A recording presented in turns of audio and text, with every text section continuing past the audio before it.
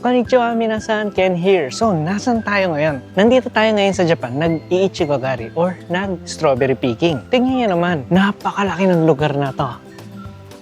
Ang daming type ng strawberry na pwede mong kunin dito. As in, hindi mo na talaga malaman kung ano yung kakainin mo. Sa dami ba naman ng shurui or ng types dito ng strawberry. At hindi lang yan. Tingnan niyo to Pansin niyo, wala sa baba ang strawberry, di ba? Nasa taas sila, malinis. Ang tanging insekto na makikita mo dito ay kung hindi gagamba na nasa taas, may mga bee, mga bubuyog dito. Sila yung nagpo-pollinate ng mga strawberry dito. So, kung makikita nyo, napaka-perfecto ng mga strawberry. Tignan nyo naman. O nga pala, wag nyo masyadong hawakan yung strawberry kasi may ibang mga taong kumakain. Siyempre, hindi nang hugasan yan Pag pitas mo, kain agad. Tulad nito hilahin mo lang yung ganyan. Pag ayaw matanggal, ikot-ikutin mo lang.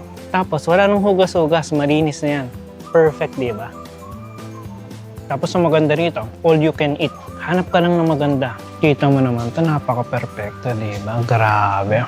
Perfectong-perfecto, di ba? As in talagang, dito pansin ko lang dito. Siguro pang ilang beses ko na kasi nag-strawberry picking dito sa Japan. Siguro mga 3 lugar na rin magkakaiba. Puro ganito itsura. Malaki, maliit, ganyan. Pero tingnan mo, pansin ko, kada pitas mo, basta pula na siya, basta pwede siyang kainin. Lagi yan, 99% pwede mong kainin. As in talagang walang sugat, walang insekto, walang uod, walang bulate, walang sakit. Alam mo yun, talagang perfect. Tignan mo naman to. Sobrang perfecto talaga.